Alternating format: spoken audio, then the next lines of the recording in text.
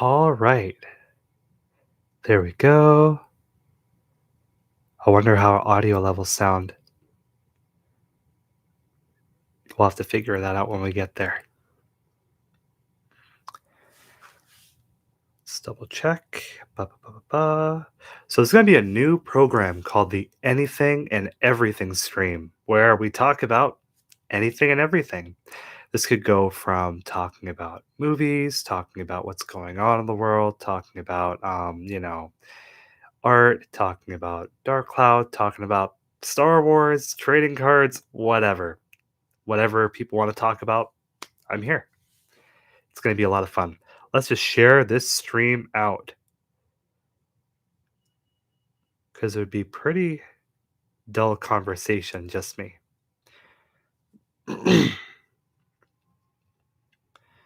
Ba, ba, ba, ba, ba. At home.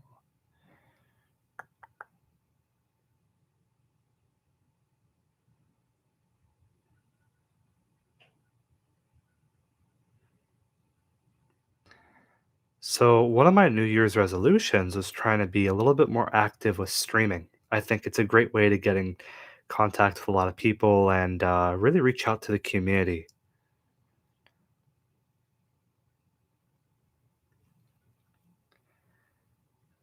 Go.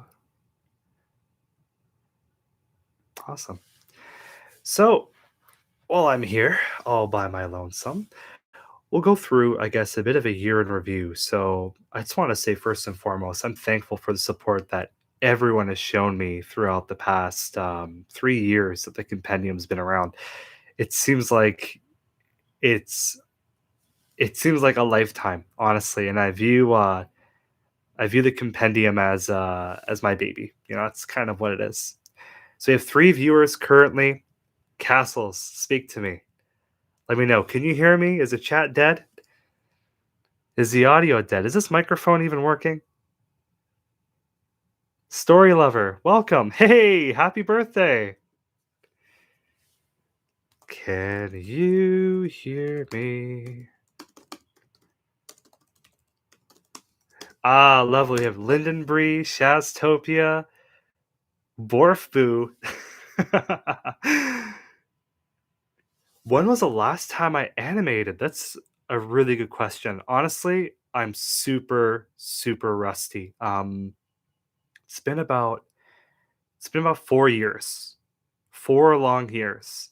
But my love for animation has been overtaken by my love for the compendium. So it's one of those things where I traded one passion for another, and I think it's a fair trade. I mean, animation. I was doing big studio animation, which is challenging because you're not always able to do what you want to do. I was independent for such a long time, and I love being independent. I didn't want to pursue anything different, but I'm like, you know what? I love animation. I can't not try to pursue studio. Like, I want to at least tell myself that I tried doing that, and I did. I wasn't a big fan of it. Go figure. A lot of these studio people they're kind of snakes, but there's something to say about a factory manufacturing art. So I hold my crayons very close to my sleeve, so to speak. I think that everyone has the potential to strike out on their own creatively and do what makes them happy. And for me, that's the compendium, right?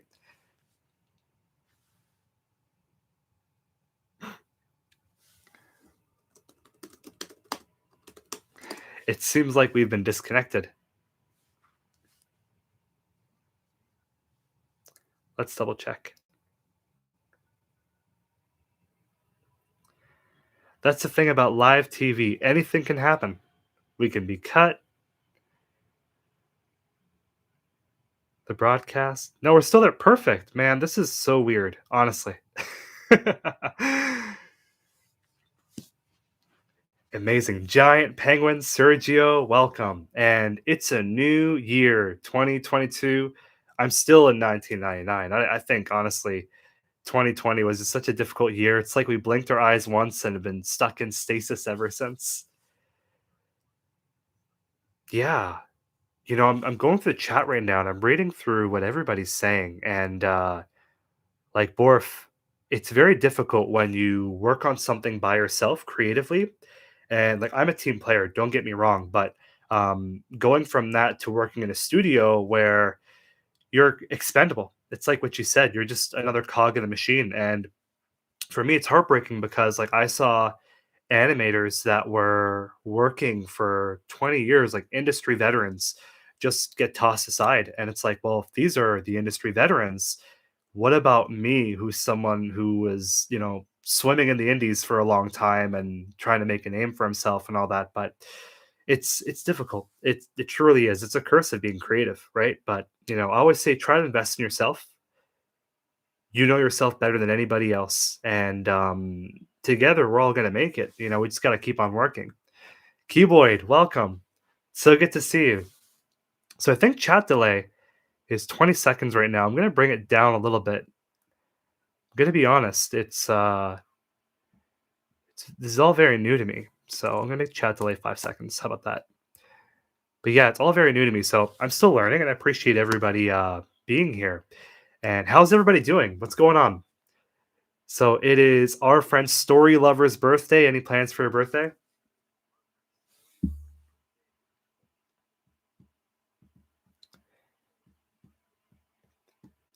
There we go. Let's edit this. Zelda of the Moon Garden, welcome. Always good to see you. So, in case anybody's wondering, we do have a Dark Cloud community Discord server. And this server is fantastic because like it's super, super active. I want to say we're at 350 people, give or take. You can find the link to that in the description below, the most active Dark Cloud community out there. And then there's also the Dark Cloud Reddit, which is again super, super active. There's posts every single day. And it's great for us to be able to share a passion online with each other, right? That's exactly it. Bree, I'm really happy to see you doing commissions. I remember you posted a couple of your commissions on the Dark Cloud Discord. And I'm like, yeah, like I love to see that. I love people, again, investing in themselves and relying on their own abilities. Like we don't need these big studios. If you're passionate about something, then bet on yourself and see how far you can go. Story lover, that sounds lovely. Dinner with the family. I haven't had dinner yet. I had breakfast this time though. Last stream I didn't have breakfast or lunch. I'm still working on that. Birthday cake. That sounds chill. That sounds chill. Man, Shaztopia got COVID. Oh my goodness, if everyone can give us sad face in the chat. We gotta support Shaztopia. Sad faces for Shaztopia. Shaz, we're rooting for you. We really are. It's one of those things where I it's difficult, man. It really is. Like this whole global situation is difficult. It's very stressful. So Keyboard Pixels asking for a sleep update. Am I getting enough sleep? Yeah, I think so. I started sleeping about maybe 6 hours, 6 hours and a half, maybe 5 hours on a bad day. So Keyboard Pixels asking this because for the longest time for the compendium, I think I was only sleeping maybe 3 hours a night for 3 years straight. And that's something where again artistically I have no regrets. I love doing what I do. I'm the kind of person where I put everything on the canvas. I put my blood, sweat, tears, everything, because I view every video as its own individual work of art. The video itself is a canvas, and everything I put in there is it's going to stay there forever, right? There's going to be a day where, God forbid, Hidden Castle's not going to be here, but the videos will, and people will be able to watch that and be able to experience, each little handcrafted gem. And I'm not saying my videos are the best. If anything, on the contrary, they're not. They're not amazing, but at the same time, though, like they're mine, and I love them. I treat each one like they're my child. I try to make sure that they're packed full of all the information they need to have, that they're, as good as they can be at the time. I do watch some of the older videos and I shudder. I'm like, oh my goodness, how did I make this? So maybe a long-term project will be going back and working on some of those videos. Like I look at some of the interviews.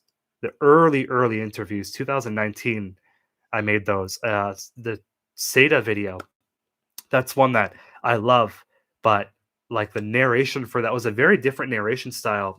When I started the compendium, I started it like almost like a museum. I always view it as a digital museum and myself as a digital tour guide.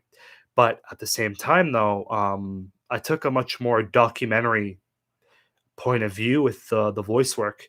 When you're watching a documentary, the person doing the voices for the documentary doesn't take away from what's going on screen. What's going on screen is the most important thing. The voice is telling the story. It's important too, but it's not the most important thing. So I didn't want to come in and overshadow the material that's being presented on screen. So I took a much more monologue approach to it, kind of thinking about what I want to say and saying what I want to say, almost robotic. But now it's different. I get to express myself. A lot of people were like, I had a comment, the most sobering comment, and I read everybody's comments, both the good and the bad, because I believe like you have the right to voice whatever you want to about my work in the compendium.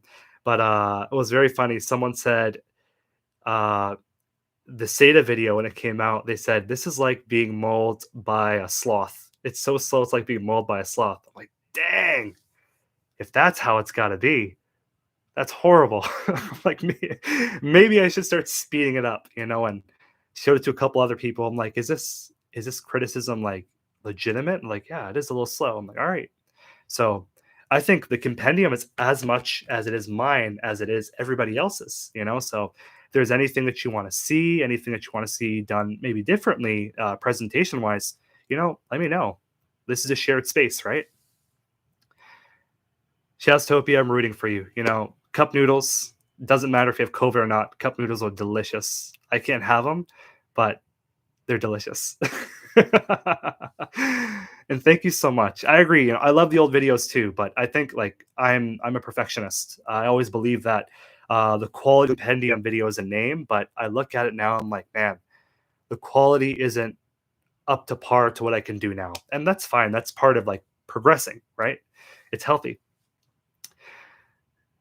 So Story Lover's talking about applying for some story writer jobs. That's a great idea, honestly. Like that's again going into like something like game development. That's a relatively chill position to be in, where you're just kind of writing up lore and stories and you know, I think a lot of the developers take the brunt of the crunch and a lot of the negative actions that go on. But like I'm thinking of the latest story controversy in a video game was Vampire the Masquerade 2 Bloodlines. I think the writer for that was like overworked or something, but like it happens very rarely. So like I think you'll do really well. I'm excited to see the stories you write.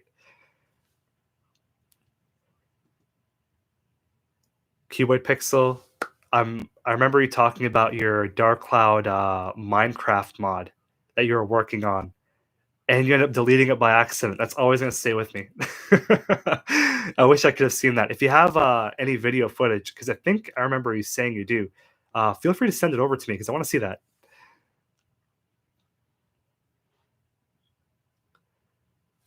Yeah, like I'm hoping that for this new year, I want to take a bit of a different approach with the videos in the sense that I really want to show what I can do. I really want to show. So I'm already like planning a bit of a schedule of where I want like each month to be and where I want each video to be, judging by the year. And I do that every year. Like I'm a big believer in booking things in advance and writing scripts in advance and all that because um like one thing I need to work on is giving scripts more time. Uh Sometimes the scripts come out where I'm listening to it, I'm like, man, I want this to have a lot more information, but like there's only 24 hours in the day and there's only 7 days in the week. And it's just, it all kind of um, comes together to make the perfect video despite what's going on, outside of the compendium. But like yesterday was supposed to be stream day. I wanted to stream, but I've been having computer issues. And that's something that's been holding me back for a little while in terms of making videos is like my hard drive has been corrupting. And I'm not necessarily the most intelligent person when it comes to technology. It's funny because I'm surrounded by it, but I'm not necessarily the best person at it. So like I'm slowly trying to find out a solution for it. Hey, we have the one and only one. What's going on? What's going on with you? I can ask you the same. I'm just sitting here chilling, having ourselves a great time talking about anything and everything. Like that new Spider-Man movie came out, Spider-Man Homecoming? Was it Homecoming or was that the older one? Who knows? There's too many. The Marvel Cinematic Universe is like cuckoo bananas at this point. I remember back when No Way Home, that's what it is. Pardon me. I remember back when Iron Man came out and they were already like talking about building this huge like cinematic universe and I was like, "No way. There's not going to be a day where we're going to have like Iron Man and the Hulk and Wolverine and all these characters kind of come together." But in some ways we haven't had that because Wolverine isn't in there. But I'm still rooting for Marvel versus Capcom to come back. I think that's going to be happening soon. There's a lot of rumors, but we'll see. If we could get a new Marvel versus Capcom, maybe, just maybe, we'll be able to get a new Dark Cloud. Who knows? But with how Sony is right now, I wouldn't hold my breath, unfortunately. But yes, Waposa, we're on the same wavelength. Marvel versus Capcom. I love 2. 3 was really good as well. Like I remember being on the leaderboards for 3 for a little while. I loved that game. I think like I permanently damaged my thumbs because of how much I was playing controller on that. I wasn't on stick yet, but Marvel vs. Capcom's amazing, especially 2 though. Honestly, it's a hot take, but I'd like to see them go back to that like a the pixel style or even like a hand drawn art style for a new one. Why not, right? Hamster Dan, how you doing? Hamster Daniel, the one and only. That's an interesting idea, Story Lover. Honestly, so he's talking about not watching any MCU movies since Guardians of the Galaxy, and it's funny you mentioned that because that's the last MCU movie that I saw too. Once upon a time, I used to work at a games and hobby shop, and they used to pay us to go to the theaters to watch these films when they come out. So on one hand, it was great because you'd be paid to watch the latest blockbuster. On the other hand, like some of those movies weren't necessarily great movies. Like I think there was The Phoenix. That movie was a dud, but Guardians was great. I love Guardians. That movie was awesome. The soundtrack for that, oh my goodness, I swear. B Man, good to see you. Mellowed out. Wow, amazing. You know what? Dark Cloud shirts is one of those things that I think we could use more of. We need more merchandise. Maybe check Etsy or Redbubble. I'm sure there's a lot of talented artists out there that are making something like that. I want to work on getting merch, like compendium merch. That's something that I'm plugging away at diligently. I just want to make sure that if I do something, I do it right. So right now, I'm just looking at what avenue to take, whether to go on my own with Etsy or to maybe look at something like T Republic or Redbubble and see if I could figure something out with that. But that's exactly it. That's what kind of what it comes down to. I think if everybody had a Dark Cloud T-shirt on outside, the world would be a better place. And you can quote me on that. That's what it comes down to. Amazing. But yeah, Melodot, I agree. I hope you have a great day at work. Oh, you got some shirts from Etsy? I need to hit up Etsy to see what they got for Dark Cloud. I remember a long time ago, they had these really cool, and I still have a photo. It's curious. This really talented artist was making these little Dark Cloud clay sculptures. They're in that chibi style, and they were like adorable. They're amazing. She did Tone and then Max and Monica, and they even came with like little boxes that have like the character printed on them and it looked very professional. I was like, "Wow, I need to get this." And then as soon as I figured out my PayPal, situation, the person, removed your store. I was like, "Oh, man." Yeah, there's definitely a lack of that sweet, sweet Dark Cloud merch out there. Yes, Linden Brie, we wanna see the stickers. You could stick them on bumpers, you could stick them along the wall of the bathroom. You cover up some of those swear words, right? I always remember that SpongeBob gag where, behind the Krusty Krab, there's that dumpster where it says "Squidward smells," and there's, like, some weird effluvial grime on the wall, and, SpongeBob fills in the blank by writing down "good." So Squidward smells good, and I'm like, "Wow, that's hilarious." We truly peaked when it came to comedy, when it came to early seasons of SpongeBob. Yeah, like, story lover shirts are tricky. Oh, sorry about that. Shirts are tricky in the sense that, but like I've had a lot of difficult experiences when buying shirts online from like Asia or Korea or Japan, just because their sizes and like how their bodies are made are obviously very different from other people and how their bodies are made from region to region. So I think in Asian sizes, I think I'm like a 4XL or 3XL, and I'm like a medium. Like those Sam Raimi Spider-Man films are fantastic, and I'm a big fan of Sam Raimi as a director. Period. Like his work on Evil Dead, dragged me to heck. Like those films are amazing. What he did with did he do Hercules or Xena? I always get them mistaken, but both of those live action TV shows were awesome. But Sam Raimi as a director is phenomenal. I hear he's going to be coming on board for Doctor Strange. They better not replace him. I think Edgar Wright was supposed to direct something, and, for people who aren't aware, Edgar Wright directed the Scott Pilgrim movie, which is one of my favorite movies of all time. Hot take, possibly the greatest video game and comic movie of all time, but, he was supposed to direct Ant-Man until they got rid of him. Why? I have no clue. Disney sometimes, befuddles me. Oh, am I cutting in and out? I'm sorry about that. That's technology. What are you gonna do, right? But yeah, that's the thing about yeah, Edgar Wright did Baby Driver as well. That was a great film too. Like Hollywood is in a very interesting place right now with streaming. Like I think is Book of Boba Fett coming to Disney Plus or is that a theatrical film? Like what's the situation with that? Because it seems like slowly but surely movie theaters are being phased away, and that makes me really sad because I think the theater experience is something that we're going to be it's going to be at the arcade. It's going to be a novelty. We love going to the arcade like as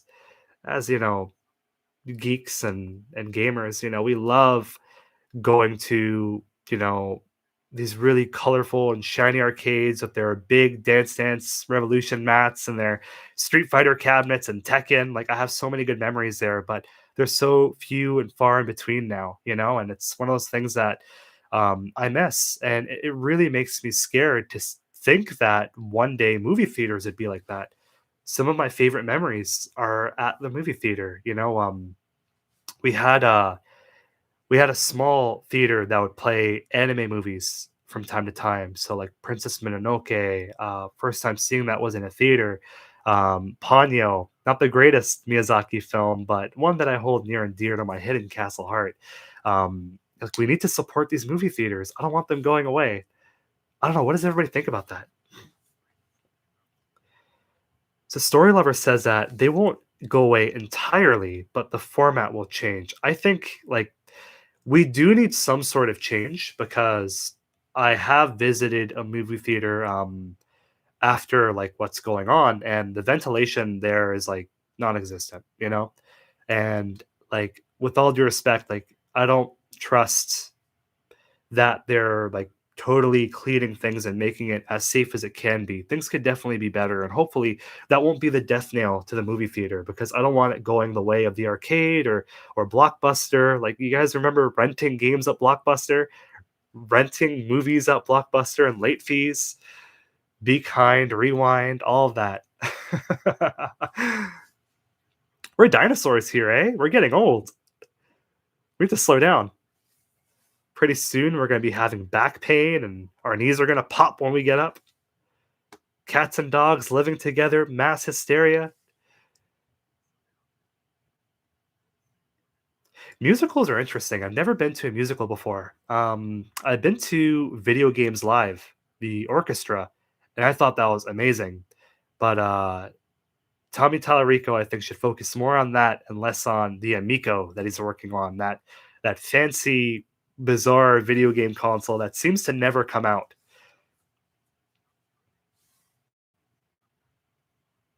Oh, I love it when movie theaters play like those niche independent films. You know, I know The Room isn't necessarily the most highbrow cinema, but that's like one of my favorite indie films of all time. It's great. And again, like the culture that builds around these independent films and especially these cult movies is really interesting. Like with Rocky Horror Picture Show, like it's definitely a vibe. Family video, movie theaters, like that's our childhood. Comic books.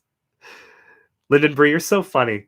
You're so funny. Bold of you to assume that my knees don't already feel like that. Well, here's a hidden castle secret. You ready?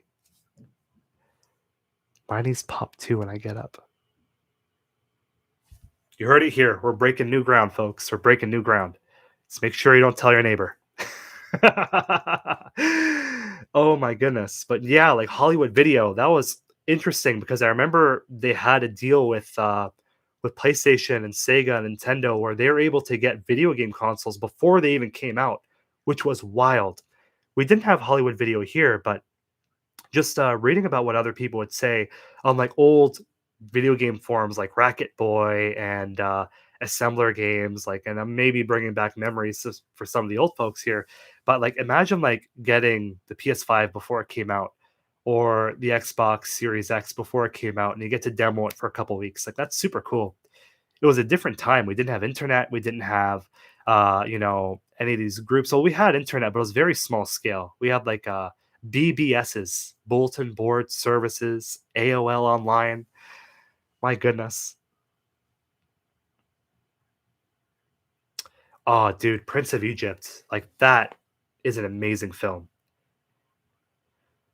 I think it was one of DreamWorks' first films, if not the second film they did, because I think they did Road to El Dorado first, but again, I could, or maybe it was Bugs. DreamWorks is such an interesting company, and I'm really rooting for the new Shrek film. That Shrek reboot better come out, and it better be good. If it's not, there's going to be a lot of angry Shrek fans out there. B man, I feel you. It's not always going to be like this. There's going to be a better and brighter tomorrow. We just need to take care of each other and stick it out in the meantime, right? We're strong. That's what it comes down to. We're stronger than we are, braver than you think, and we're all going to make it. We just got to take care of each other.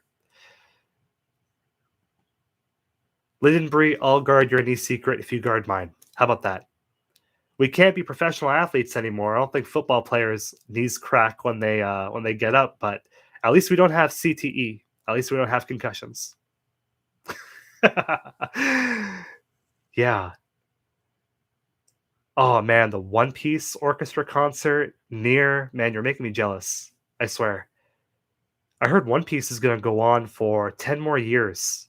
The Japanese voice actress of Luffy was saying that. I think that's pretty interesting. Amsterdam, take care. It was great seeing you. Amazing. Yeah, like again, like seeing things live. I was a theater guy. I've been a theater guy for my whole life, but I love working on stage. The thing that you could never get from traditional cinema is you can't interact with the actors on stage, and you can't interact with the audience either. Like one of my favorite things in cinema, in theater rather, pardon me, is being able to play off of the audience, maybe every now and then, go into a monologue and look each audience member in the eye as you're delivering your dialogue, whatever that dialogue may be. Being classically trained in theater background, I think is an art that we're losing, you know. But it's one of those things that I absolutely love, whether it's improv, comedy, playback theater, like theater is amazing. And being able to watch an orchestra, like you have your headphones, that does something with music. It reverberates in our eardrums and it gives us the sensation of listening to music. But being at a live show, watching these artists, watching these musicians perform and play their heart out, it's something different. Like it's something different. It hits different, and I miss it. I really do. Hopefully, again, one day we'll be able to do it again, right? Oh my goodness, Zelda the Moon Garden, you're taking me back. Is anyone else using AOL as their main email service? I'm not gonna lie, I'm still on Hotmail. Like that's where I settled. It's cozy. I remember Hotmail changed to it was like Live, and then it changed to Outlook. I don't even know if like Microsoft knows anymore because they've went through like 5 different name changes. That takes me back to like the MSN days. MSN Messenger, MySpace, Friendster, LiveJournal. There are so many of these. One video that I want to do for the compendium, which I think is going to be a lot of fun. It's not necessarily going to perform well in viewership. At least I don't think so, because it's not anything groundbreaking, but is trying to take a time machine back to view what the Dark Cloud community was like in 2002, looking at live journal pages for Dark Cloud, looking at Dark Cloud MySpace, looking at, what fans were talking about Dark Cloud while it was still new, and kind of do like a viewer response, so to speak, 21 years later, and just see what was happening in the fandom at that moment in time. Because I think that a lot of that information is at risk of being lost, and it's not, the most groundbreaking information, but I think it'd be a pleasant video. You are 2 years old. Oh my gosh, Keyboard Pixel. I always tell the kids that I talk to Dark Cloud about. I'm like, Dark Cloud came out 2001. Where were you? Oh, right, you weren't even born. Could you imagine a world without Dark Cloud? I wouldn't want to live there.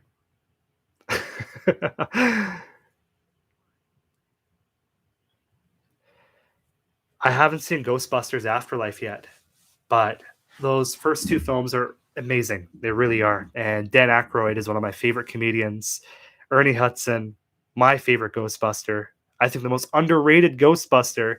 They never made figures of him. They never included him in the video games. I'm not sure why, but Egon is a very close favorite of mine. Egon was my role model. I think I want to be like Egon when I grow up. Sarcastic, glasses, huge hair.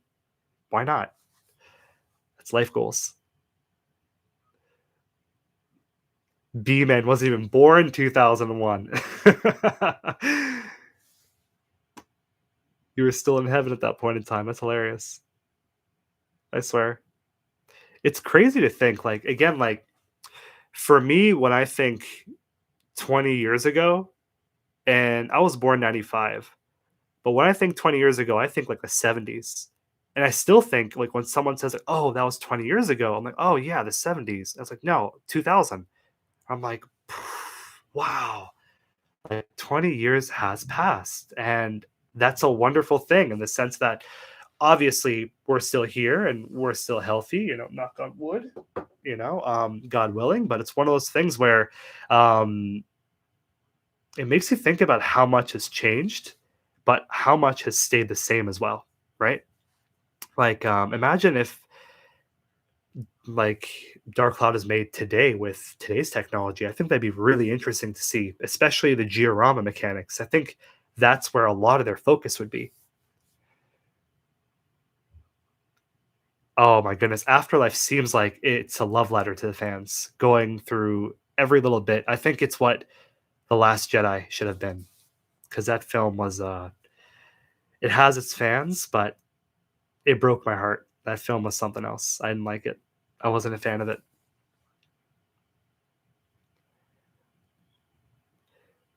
But yeah, again, like I think again going back to 20 years and technology from 20 years, what did we have? We had mini disc players.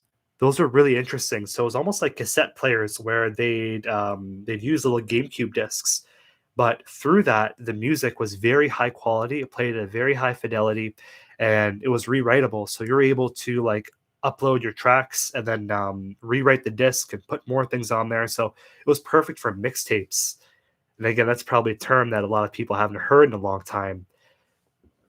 But we had mini disc players, we have iPods. I still have my iPod at arm's length. You want to see it? Let me grab my iPod. I never leave home without it. It's a cutie. iPod video. But iPods were huge at the point in time because it was one of those things where you could pack so much information on 2 gigabytes. Like that was mind blowing at the time, 2 gigabytes. But looking at like how video games were like from GameCube to Xbox and PS2, I think that's when video games truly started to become timeless in the sense of they are still visually appealing. You could play a game like Tetris or Super Mario Brothers or Pong, and they hold up gameplay wise, but visually, you could tell they've been made 30 years ago or 20 years ago. And here I am again saying 20 years ago, like it's the 70s. But looking at PS2 and Xbox and GameCube, those games just played at such a high fidelity. Most of the time with PS2 at 60 frames a second, a feat we can't even accomplish today. That these games still hold up visually, which is astounding. I think that's why a lot of these games have been getting like HD remasters, and they still stand toe to toe with some of the most recent games, like Resident Evil 4, still one of the greatest over the shoulder shooters. Okami, one of the greatest action adventure games of all time. Shadow of the Colossus redefined how we think of video games as a medium for storytelling and art.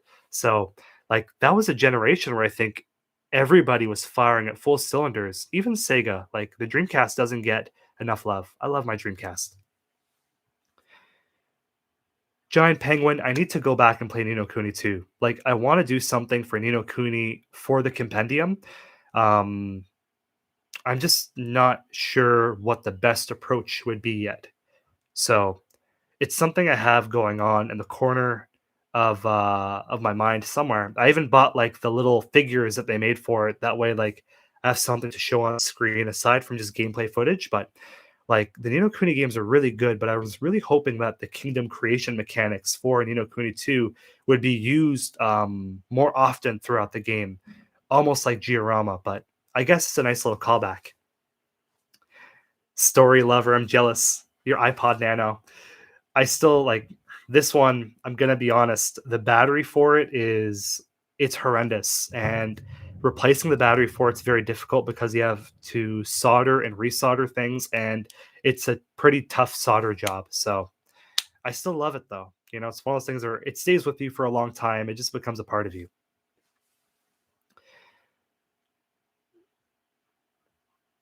Oh my goodness, Waposa with that mini disc player.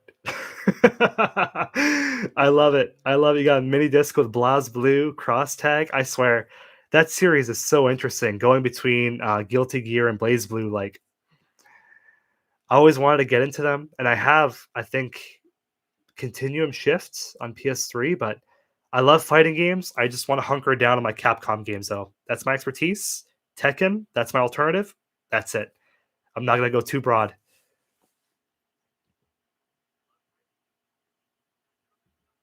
Yes, B man, the iPod. Back when Steve Jobs was alive and innovation was common, synonymous with the word Apple.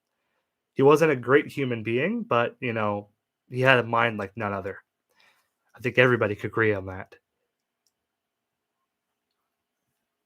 Oh, that's so cute.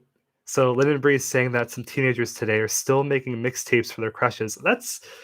It's a throwback. Like I'm noticing trends from the 90s and 2000s come back. I was watching a Motorola ad. It was for like the flip phone that they have. I think it's a Galaxy Z Flip. So a Samsung ad, pardon me. and they're playing Backstreet Boys, I Want It That Way. I'm like, damn, okay. So I guess Backstreet Boys are back. But yeah, so it seems like, old school music is starting to come back somewhat too. And it breaks my heart to say 2000s music is old school because that's not the oldies. To me, it's still contemporary. Talk about Green Day, that's not old school rock. That's contemporary rock. But, it doesn't change the fact that it's 20 years old. Yeah, honestly, doing a video comparing the GROM elements, I think would be a great video, kind of going through and doing a deep dive on each one. And that's something that I touched on in the Dark Cloud Iceberg. So in I think it's layer 4, so about maybe 40 minutes in, I talk about how level 5 reused the concept of Giorama from Dark Chronicle, which is a spiritual successor to Dark Cloud, which everybody knows that, to Rogue Galaxy with their factory mechanic system, to White Knight Chronicles with their HD Giorama system. That for me is heartbreaking. Could you imagine HD Giorama in a game like White Knight Chronicles? I'm not a big fan of that game. I wanna I go through it every year with a fresh opinion. I always want to see the positives in it, but I can't get into it. But it has HD Diorama, so like one day. But even what they were able to do with the kingdom creation mechanic in Kuni, it's interesting seeing Diorama presented throughout 3 generations of consoles: PS2, PS3, Xbox, and I guess even PC to some extent because Nino Kuni 2 is on there now. But that's one of the videos that I want to do. There's 87 that I want to do total, so I'll get around to it one day. Is Blaz Blue the game that has a dude cosplaying as Dante? I think you're talking about Soul Bad Guy. No, no, no. There is a character in Blaz Blue with white hair and a red jacket. I think I think you're right. But there's also the Fate fighting games too, and they look super similar. I think they're also done by Arc System Work as well.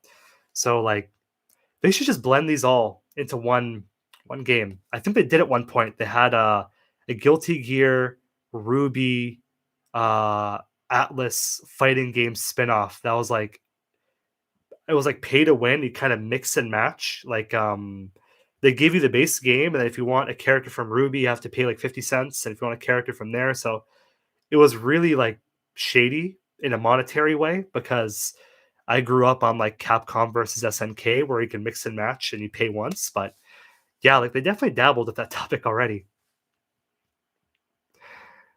I wonder if I do a fun video where you mesh Dark Cloud character models and interact them with some game. Oh my goodness, I never even thought of that.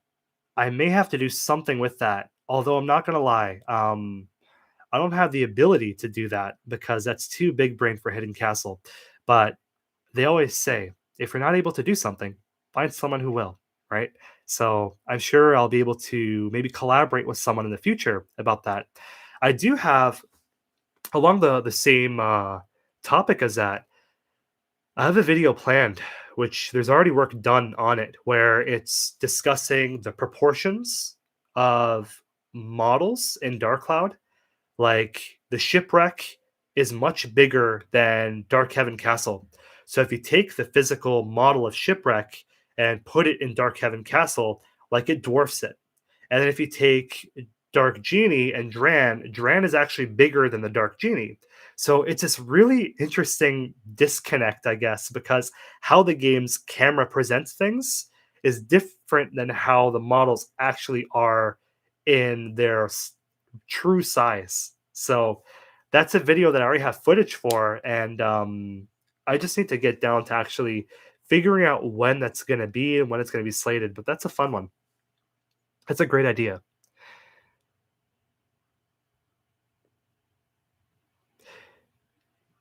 Yeah. So Waposa, correct me if I'm wrong, but I believe that Sony has a trademark on the term Giorama. I remember seeing the trademark filed like back in 2013. I looked now and I can't see it anywhere. And it would be really helpful to know because Like that's something. That's an interesting tidbit about Dark Cloud's development that the term Giorama may or may not be trademarked. So it would make sense that the name Giorama would reappear in White Knight Chronicles because it was a game that was funded by Sony. But I don't know if it was called Giorama in Nino Kuni 2. I think if it wasn't, then we'd have our answer, right? That's something I need to look into. Hoppo, welcome. So great to have you here.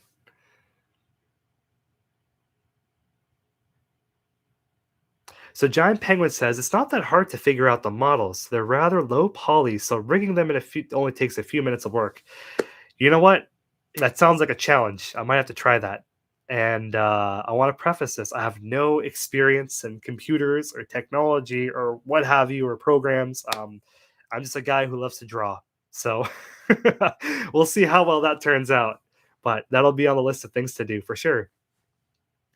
GTA Tone. Oh my goodness. I think there's Super Smash Bros mods of Tone and Max and Monica. So you could do that with Super Smash Bros. I think that might be what I'll do if I can't figure anything else out. That's a decent alternative. So we'll see.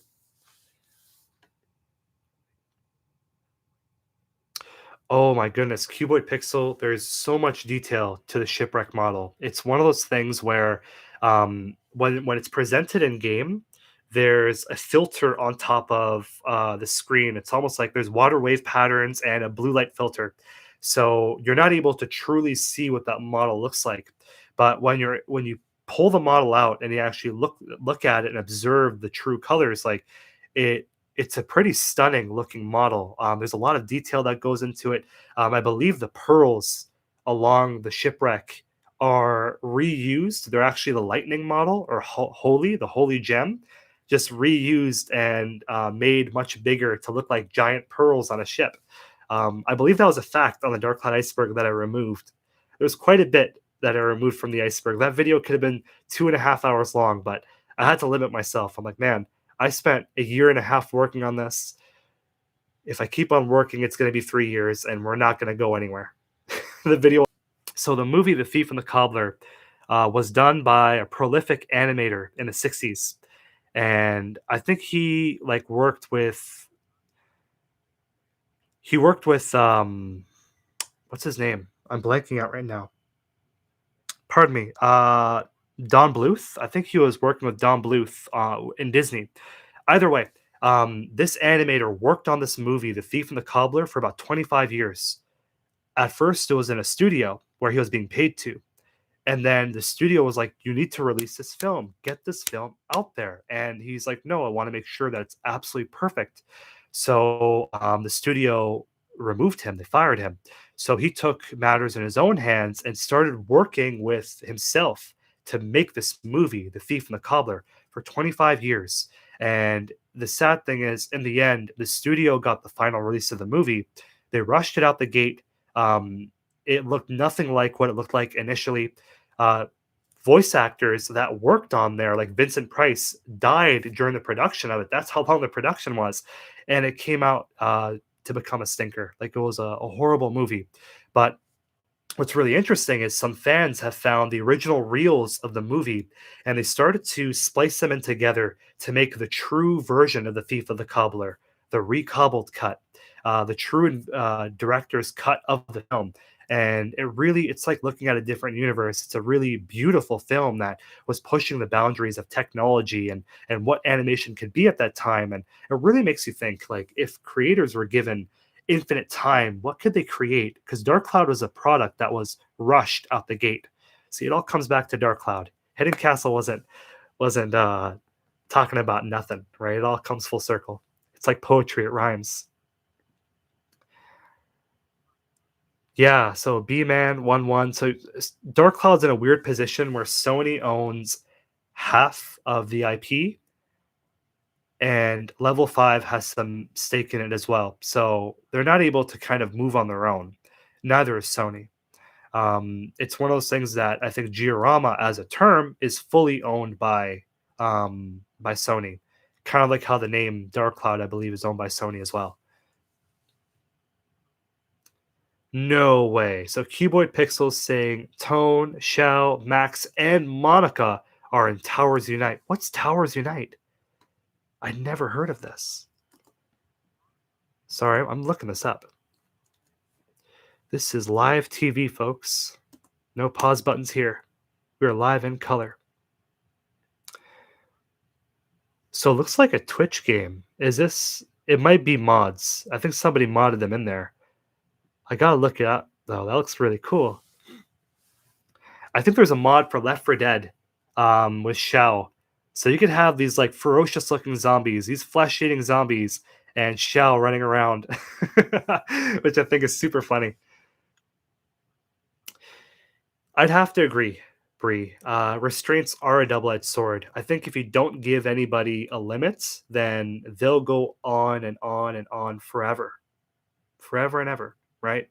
But it does take pressure to make a diamond, right? So that's like, personally speaking, I view the Patreon as my restraint in the sense that I always have to answer to somebody at the end of the month. I'm blessed in the sense that I have people that are so passionate and that believe in what I do for the compendium that they're supporting me with their hard-earned money. Um, and enabling me to create these videos. So I always tell myself like I have to get at least one video out a month in order to make them happy because they mean so much to me. Like you work hard for your money, right? So the fact that people even want to support me and help me means the world to me. I'm forever grateful. So like for me on a channel perspective, like that's something that I always think about when I'm making a video. Is like, okay, I gotta make these patrons happy because they do so much for me. They really do. And that's kind of again, it goes back to the iceberg. I could have easily said, "Hey guys, take uh, take X amount of months off to work on this big project, and I'm not gonna release any videos in the meantime." But that's the easy way out. And just because things are easy doesn't mean that they're right. It's not the right thing to do. So I worked on it in the background. So while making videos, 10, 15, 17-minute videos, I'm also plugging away on a hour and a half long video too. So I think if I ever do create another like major video, I think what I'll do is I think I might make a channel announcement saying, "Hey, like, I would appreciate it if you'd visit the Patreon so you could stay up to date with the production of this long video. But while I'm making this long video, I'm still going to be producing smaller videos too. It means more work for me, but it means more videos for you all. So, in a sense, we all win. I don't mind the work. I love the work. It's what I wake up for in the morning." I believe it was a mod for Gary's mod, and eventually turned into its own IP. That makes a lot of sense. I think Dota was like that too. Defense of the Ancients. I think it was a Warcraft 3 mod at one point in time. And I think Blizzard now, in their terms of service for modding, they always say, like, if you make a spin off game, we get the rights for it because they feel so salty that they didn't get Dota. B-Man saying, "Oh, by the way, how's the Dark Cloud Enhanced mod going?" You're not ever bombarding me with questions. If you ever have any questions, feel free to ask. That's what I'm here for. It's funny. I just got a notification on my phone, and here it is right here. That's me. I got a notification on my phone from none other than the amazing Word of Wind talking about needing some additional dialogue. So right now we're at the state where um, we're working on it as much as we can, and it's something that we're very happy with. We're very happy with the features. We're very happy with what we created. We're very proud, and it's getting ready for what's the word I'm looking for? A playtesting release. So we're gonna release the application um, in the near future whenever we kind of smooth things out. That way, people could play it and they could experience it and also possibly help us out by reporting some bugs and glitches. That way, the final application that comes out will be the best that it can be. But right now, I believe I wrote like an astronomical amount of pages of dialogue, something like it's almost like a phone book. I have to print it out one day and show it on stream or show it on camera, but it's only going to get bigger because we need more dialogue for the it's finished dialogue feature. So when you finish building Giorama and you talk to somebody, you can talk to them about their house being finished. So the reason why we need additional dialogue is because we have characters like Goro and Ondaga and Osmond that when you talk to them, it'd be nice if the different NPCs would give them a unique response depending on the character you're playing as. So that's kind of where I come in. I'm going to be writing that. And just to reiterate, the mod itself is going to be an application that's going to be used on the computer. So you have a program like PCSX, which is a legal emulator that's used that's created through like reverse engineering. And then what you'd have to do is you'd have to buy your copy of Dark Cloud, your physical disc, rip it through either like Image Burn or Daemon Tools to get a digital version of it, and then you'd run the emulator. While you're running the emulator, you run our program in tandem, and our program starts to introduce the new features in real time, which I think is really cool. And is it going to be a closed beta? Right now, I think it's a little early to tell. I think Word of Wind and Mike Sword, they could probably answer that question better than me. I don't want to say anything that's still tentative right now, but it's going to be coming out real soon. Hopefully in the near future.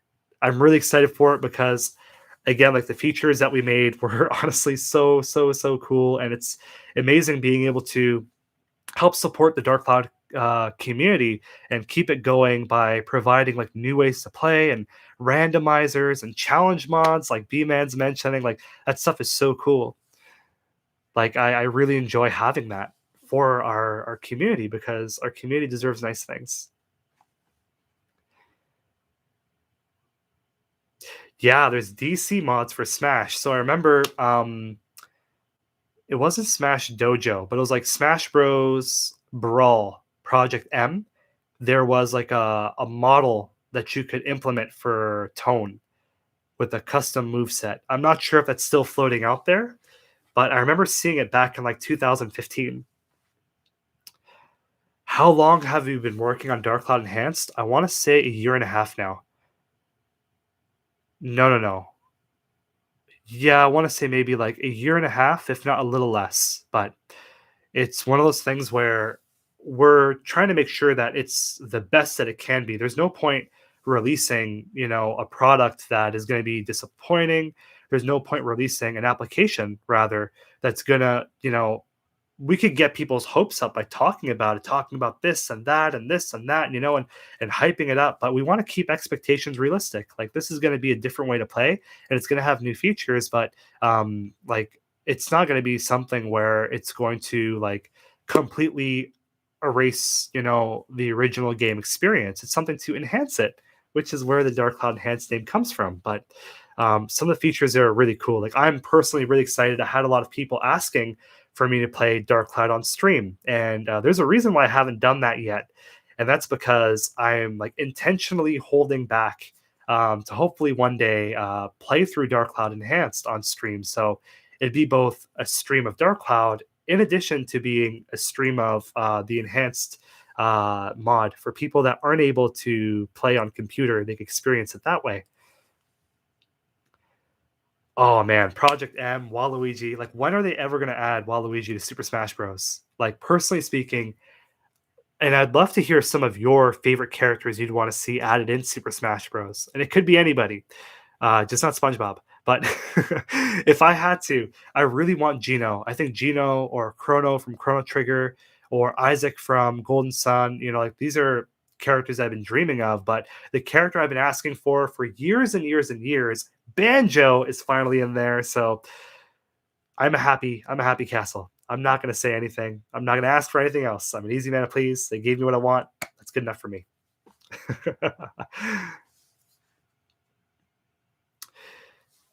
I was Like, what does everybody think of Sora? Did anybody play with Sora yet in the chat?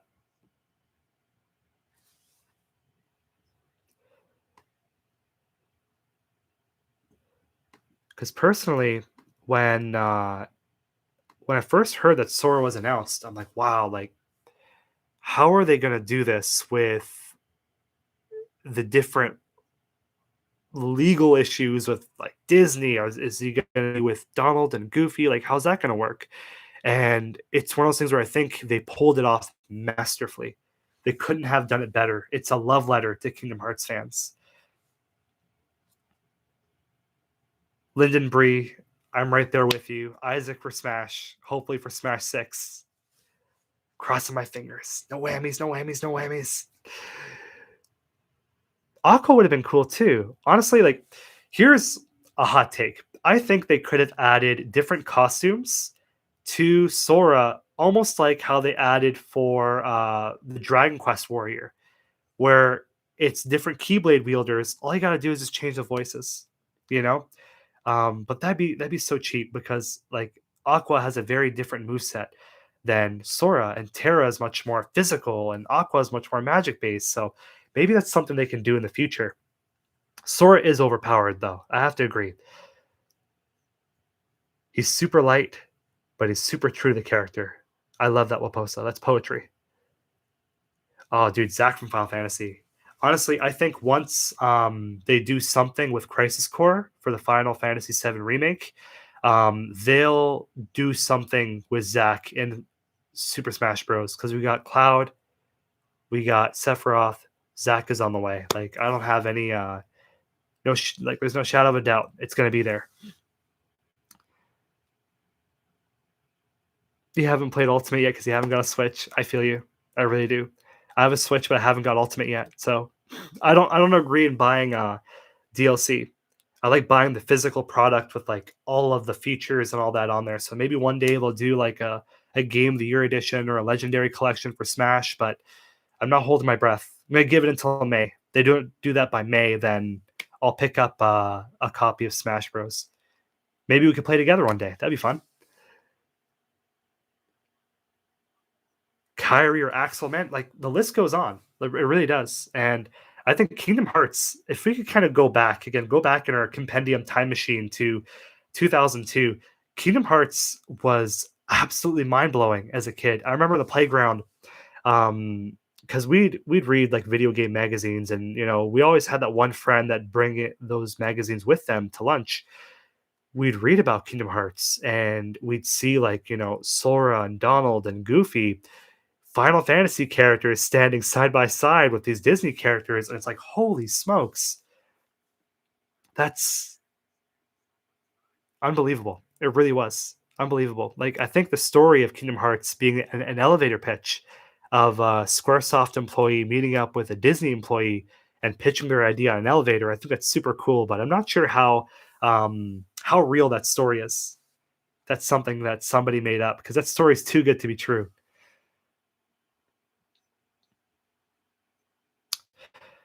I could see that Waposa. I think that Sakurai is totally tapped out. I think he's tired. Like he deserves a break. That man deserves a break. And I could see him just re-releasing Ultimate for a new console. But like, what's going to happen to the DLC characters? Like not. I know Snake isn't DLC, but is he still going to be there? Is Sephiroth still going to be there? Like these legal issues. I don't know if they can do it all again. Is Steve going to be there? Apparently they've been trying to get Minecraft for years, and they finally were able to. Like, I hope that these companies see that it obviously made money, and it's a good, they say, fiduciary duty. It's a good fiduciary choice, because it allows them to make the most money. That's what fiduciary means, to make the most gilda. So it makes the most fiduciary sense, but it's one of those things where anything can happen. Anything can happen. Honestly, I think that for now, they should just remake Melee, do an HD remaster, and just see how that goes. Like, just relax. What they have with Ultimate is perfect. Like, they don't need to do much. Oh man, Chain of Memories. Did you play that on Game Boy Advance or PS2? The Game Boy Advance game has some beautiful, beautiful pixel art, but the PS2 games just has like cozy vibes. It's a very cozy game. Yes. So Zelda the Moon Garden's talking about the cartoon adaptation of Kingdom Hearts. So that was done in-house at Disney, I believe in 2010 or 2009. It was by the same person who was doing Emperor's New School, which is like a TV spin-off of Emperor's New Groove. Story lover, take care. It was great to have you. Maybe you can catch up with the stream later on. Enjoy your rest and happy birthday. So they were building a Kingdom Hearts TV show, and they even had like they made storyboards, and everything was kind of good to go. But did SquareSoft themselves, Tetsuya Nomura, the creator of Kingdom Hearts, is like, no, no, no, the story's already convoluted. Let's not convolute it even more, which I think is a smart call. But apparently, the director of that project, of the animated project for Kingdom Hearts, still has 2 episodes storyboarded, but he obviously can't release it for legal reasons. But now with Disney Plus, I think that would be a really cool feature if they do like a pardon me, Kingdom Hearts documentary, and if they add that in the documentary, if they add those 2 storyboarded episodes. I remember they had, like, pretty funny looking noses. Their noses were very round, and it looked different. It wasn't anime. Don't expect it looking like anime. It looked like Disney's Recess, which is, like, a different vibe for Kingdom Hearts.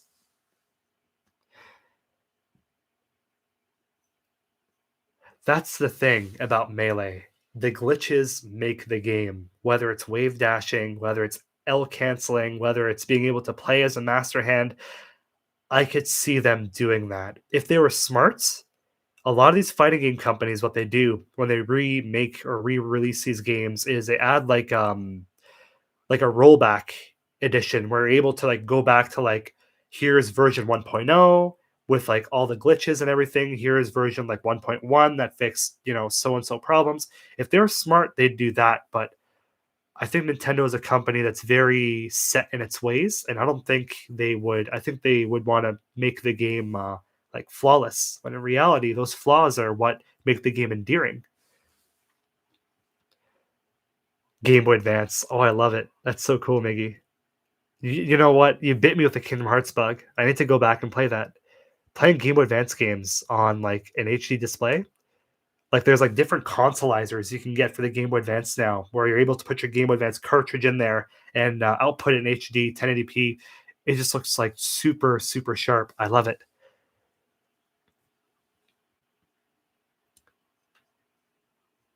Yeah, I have to agree. I think the Game Boy Advance version is the better game overall, but the PS2 version just has a lot more of that lore that Kingdom Hearts fans love to gobble up. Man, I would love to see, like, since I brought up like that consoleizer for a Game Boy Advance, like how cool would it be to have an HD PS2, like a PS2 classic that runs everything in 1080p HD or maybe even 4K.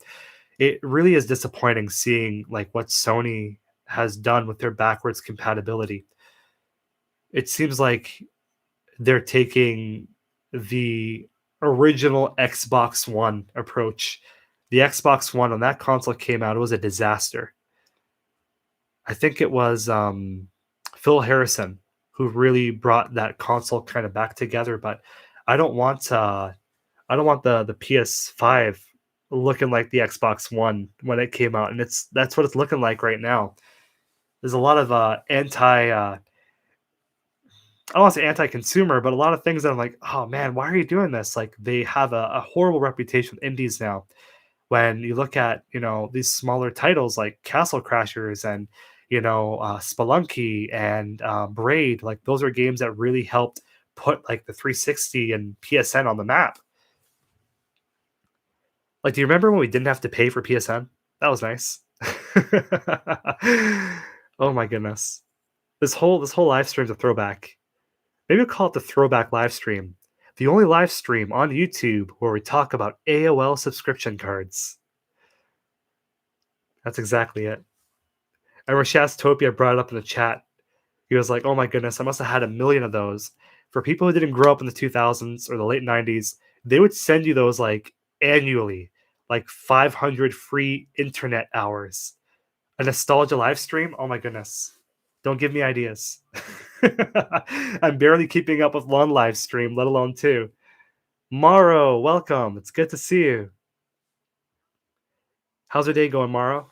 Welcome to the Anything and Everything live stream, where we talk about Dark Cloud, Star Wars, AOL, iPods, everything, and possibly anything. I love it. I'm hooked. Has anybody been keeping up with wrestling? AEW, WWE? Any wrestling fans here? It's really cool seeing like a valid competitor to like modern wrestling with WWE, because we had WCW before that went out of business, and then TNA came up, which kind of came and went, but AEW is doing really well. I've been watching that annually. It's amazing. Oh no, you can't watch it in Greece? That sucks. That's some primetime dumb entertainment. I love it. But some Ric Flair at WrestleMania. You look at Roddy Piper and Bret Hart at WrestleMania as well, and even like in AEW recently with Hangman Adam Page and his story. But I don't know. It's great. I love stories. I've always been a storyteller, and I think um, growing up, the story of Dark Cloud really captured my interest, because like it felt like an old fairy tale. Like I was surprised that Dark Cloud wasn't based off of any fairy tales when I was older doing research, because like it hits a lot of those themes of like good versus evil, the follies of man, what happens when you become too drunk with greed or envy, like these are all like almost like Shakespearean vibes, like these are the things that we've been talking about since we were cavemen huddled around a bonfire. It's no different than today. We're all huddled around a digital bonfire. This is a live stream. We're all talking to each other, right? We're all getting to know one another, and I think that's an amazing thing as a community to keep that going, right? Is anybody watching any anime? Any cartoons?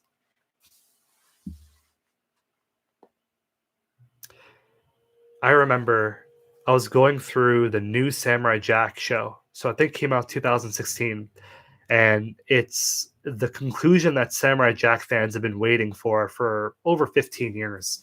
But like seeing that is absolutely beautiful. Like the way it's animated is gorgeous. But B Man's like, cartoons are my life. Man, we're twins, me and you. I love cartoons.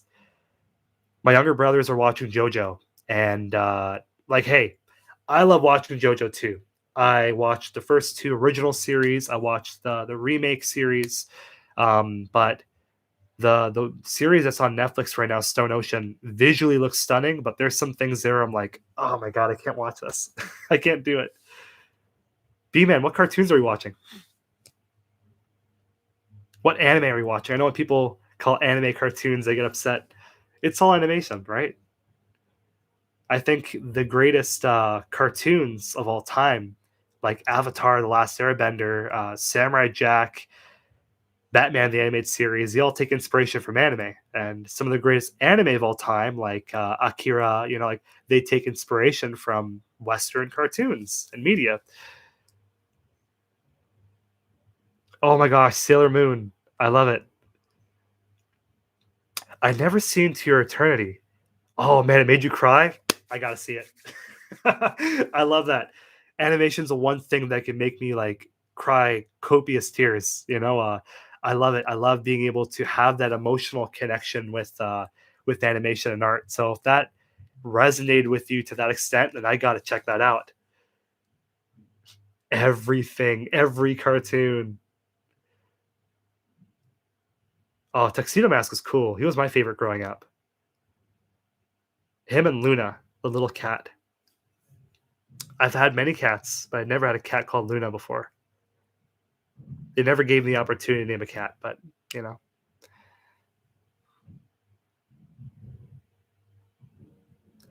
Oh man, So Miggy's asking a pretty cool question, and maybe it's a question that people in the chat could answer as well.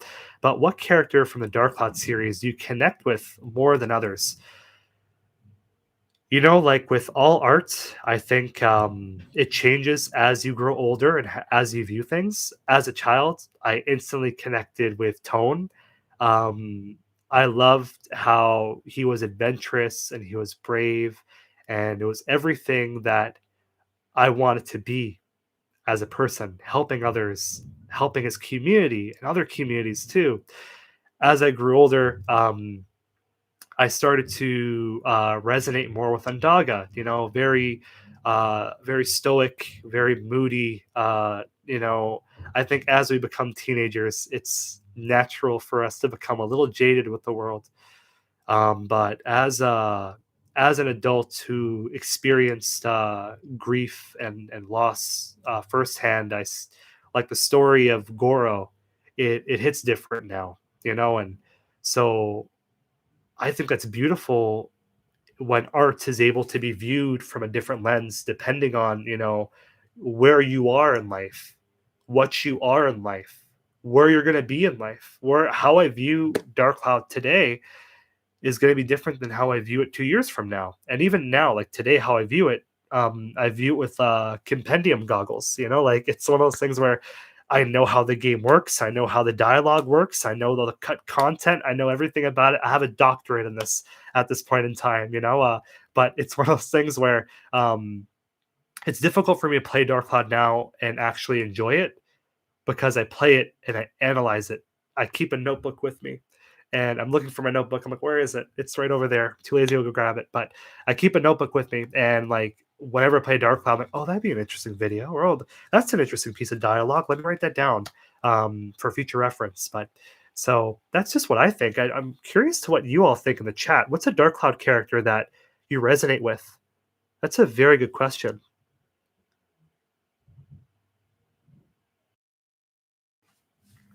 Let's see.